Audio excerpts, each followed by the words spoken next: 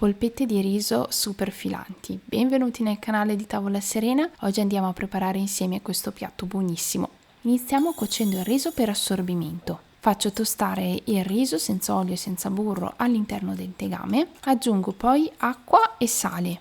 Do una veloce mescolata. Dopodiché copro con il coperchio e senza più mescolare e cuocendo a fuoco basso per circa 15-20 minuti aspetto che il riso appunto sia ben cotto. Sarà cotto quando, spostando il riso al centro, notiamo che il fondo è ben asciutto.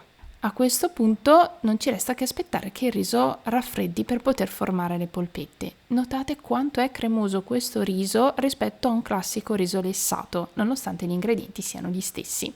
Come sugo ho scelto di prendere dei pisellini surgelati a cui ho aggiunto un cucchiaio d'acqua. Li ho lasciati scongelare un pochino a fuoco basso, dopodiché ho aggiunto la passata di pomodoro, qualche foglia di basilico e l'olio. Ho poi mescolato e lasciato cuocere a fuoco basso nel mentre cuoceva anche il riso. Questo è il sugo buonissimo che secondo me sta benissimo con il riso. Una volta che il riso è raffreddato lo trasferisco all'interno di un'ampia ciotola e aggiungo anche il sugo che nel frattempo è intiepidito.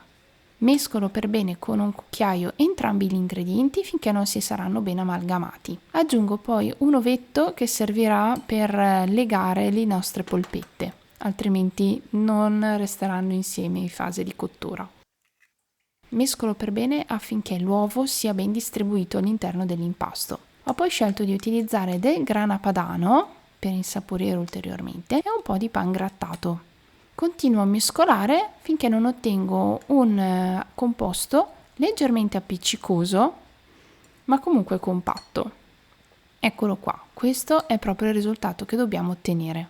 Prendiamo poi un po' di impasto per formare le nostre polpettine. Aggiungiamo all'interno un cubetto di formaggio, non deve essere un formaggio molto acquoso, io ho scelto di utilizzare una caciotta. Diamo poi la forma alla nostra polpetta roteandola all'interno delle mani.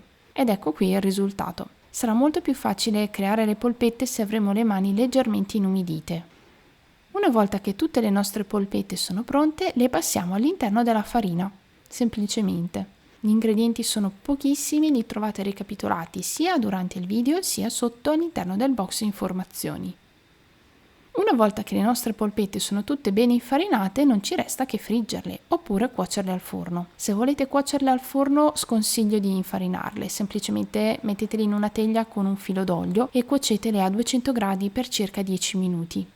Se invece come me decidete di passare nella frittura, mettete in un ampio tegame olio possibilmente di semi di arachidi in modo tale che non venga troppo assorbito dalle nostre polpette e poi vi trasferiamo all'interno un po' di polpette alla volta.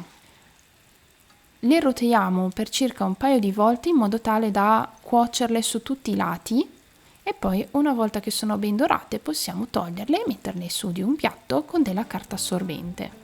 Sono buonissime, davvero, sono croccantine fuori, super morbide dentro con un cuore filante. Io davvero le ho adorate, una tira l'altra. Spero che questa ricetta vi sia piaciuta, se è così lasciatemi un pollice in su. Ricordate di iscrivervi al canale qualora non l'abbiate ancora fatto. Se volete condividete questo video per far conoscere il mio canale, mi fa tanto piacere. Qui vi lascio un'altra ricetta sempre a base di riso che spero vi piacerà. E noi ci vediamo qui nel prossimo. Ciao!